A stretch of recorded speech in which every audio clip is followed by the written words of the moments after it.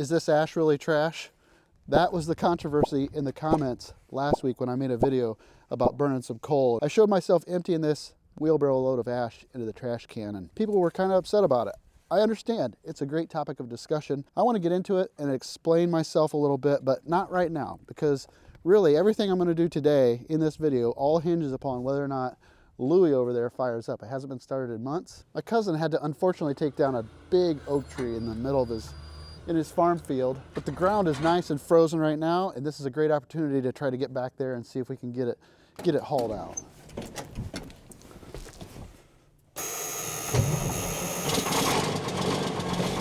The thing fired up no problem, actually. Being plugged in, it makes all the difference. All right, I'm gonna work on finishing this while that thing warms up, and then we'll move on to trying to get some of those limbs and logs home. That is one big tree. It's gonna be a challenge. Dig drive, DIY.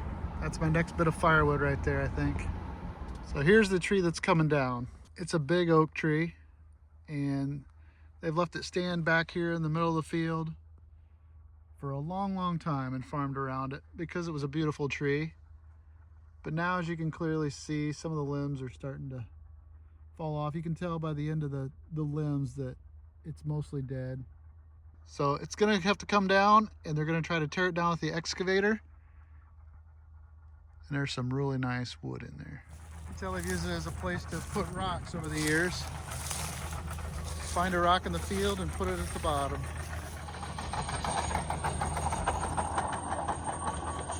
He's using a frost tooth on the excavator.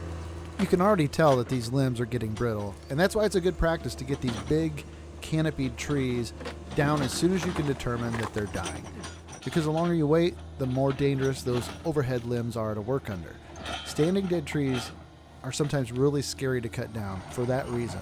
So it's best to just get them down while the limbs are still mostly hanging on. And it's such a shame to see these big old trees die off. He's got to get some of the limbs off around the bottom so that he can dig with the excavator without constantly hitting the boom on the lower limbs. He's shutting down for now, apparently. This is a grease gun? He's got it. Hi, John. Hi, Aaron. All right, so that was Aaron, the owner right there. He's the farmer that farms his field. He works with Rumpkes here, who farm the land around my house. He'll dig around it on all sides, cut all the roots off, and then try to push it over. Got a custom additional roll bar added to that to try to protect the glass. That's kind of a limb guard that they custom built for that.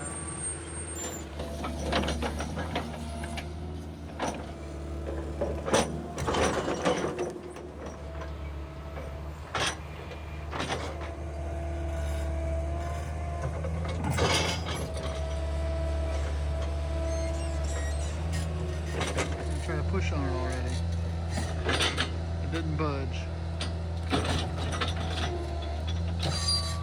Eventually.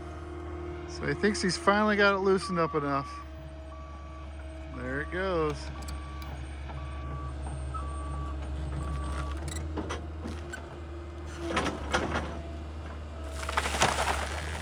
Got it. 4:30, so it only took him about an hour and 15 minutes. This is a hole. Holy moly. Tomorrow I'll finish cleaning the stump up and then leave her set and head over there. Okay. You gonna have all the logs piled up in a pile here for me, or what do you mean? I'll have what you see is what you get. Oh man. Oh man. That'll make some good firewood. Get that stump may have to be drugged after it's really froze. Take it over there. Thanks for giving me the call. Well, I figured you. Yeah, that's kind of the climax I there. pushed on it. I thought it's gonna go. I I was going to run home and get my drone, but I didn't have time. well, you should have said something. I would have waited. That's all right.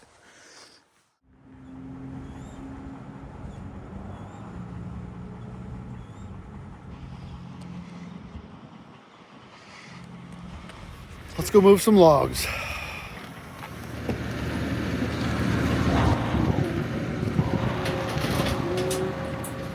Dad's here to help. Got Trent slinging a camera over there. So I spent a good bit of time off camera getting everything ready. I went over to Graybill and rented a grapple bucket to use today since I don't have one yet. Had to get all the chainsaws sharpened up and new chains ready to go. Got everything mounted up, skid loader's loaded, and now I think we're ready to go over there and tackle it. Mark actually got the tree knocked down and he de-limbed it with the excavator. He ripped all the limbs off, so it's pretty easy cutting, but that, like I said, that trunk is gonna be a challenge. Okay, let's head on out.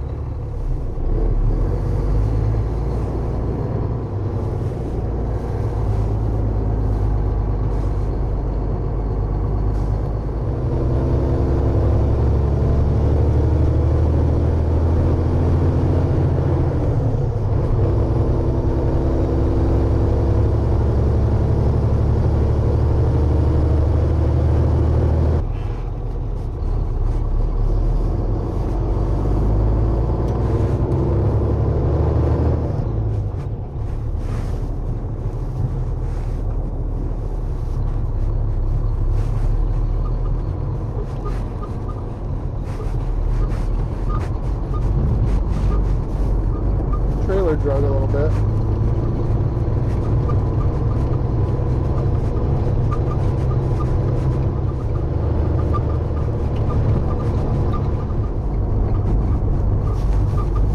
All right, we're here. I'm gonna get out and take a look at things, get unloaded, and I'll show you what I'm thinking. It'd be nice if we could kind of just pick the limbs out of the piles, and then I'll pick them up with a skid loader, and then I can cut them off to length, and we can put them in the truck. Originally, I was going to try to do this with just a set of forks, but at the last minute, I decided to come rent this grapple.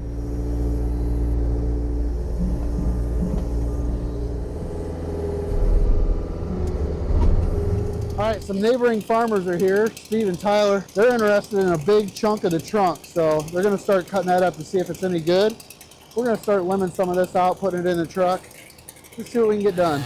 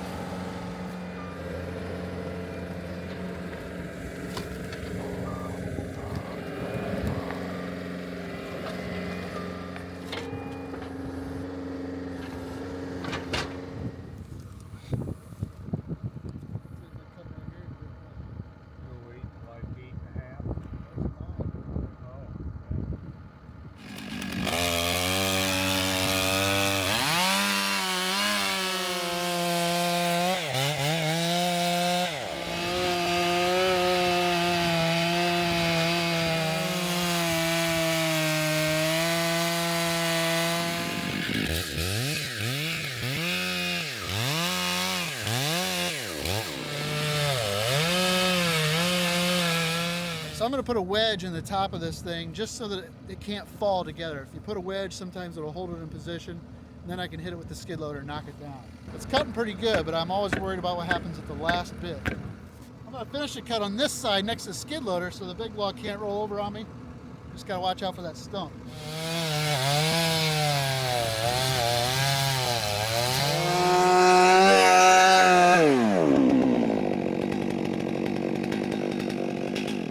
Perfect. It cut all the way through. The wedge is holding it from falling.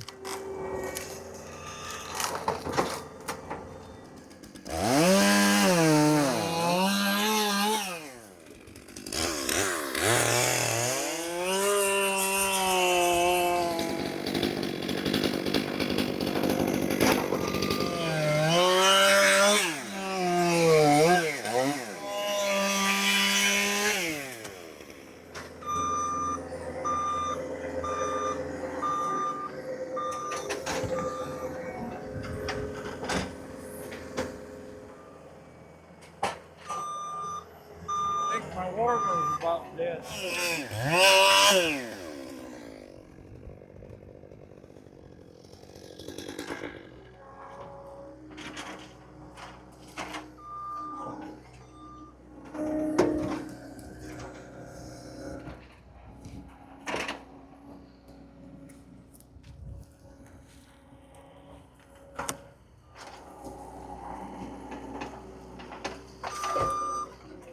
All right, well, I got that log out of the way. See, this tree was right on a property line. So this is the neighboring farmers, and my cousin farms on this side. So they're interested in that log for some woodworking projects. I think that would be fantastic if they could make something out of that. It wasn't hollow. It's got a real big solid center to it. So, man, I hope they make something out of that. Well, I'll stay in touch with them if they ever do. But the rest of this, I'm just going to clean up. All this smaller wood and limb wood and splintered up wood is not worth hassling around. So I'm going to pile it up in a pile so that they can either burn it here or deal with it. And then they'll probably come back with an excavator to take care of the hole, take care of the stump. We need something bigger than the skid loader. So I'm just going to clean up. Dad's going to jump in the dump truck here and go dump those load of logs, and hopefully I'll be done by the time he gets back.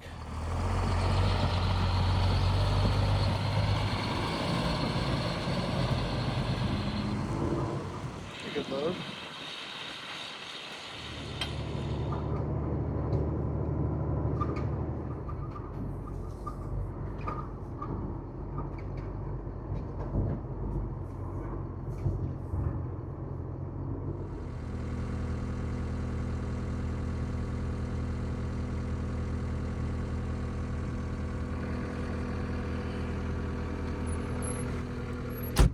Okay.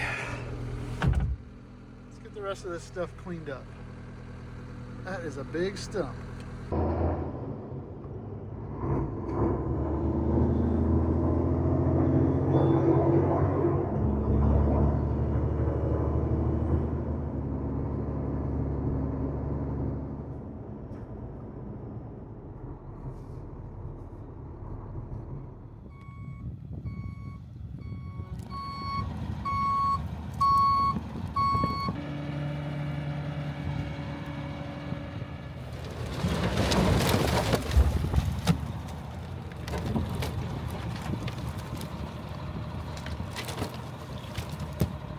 Well, I got everything picked up here, piled up for burning. They got that log that they can take home and hopefully make into something cool. And I think my part is done here. So we got a traxel load of limbs out of it. And I'm going to call it good enough. I got some cleanup work here to do, but it wasn't too bad. We need some bigger equipment if we're going to deal with that stump and that log. So, all right. Hopefully Dad's back here pretty quick with the truck.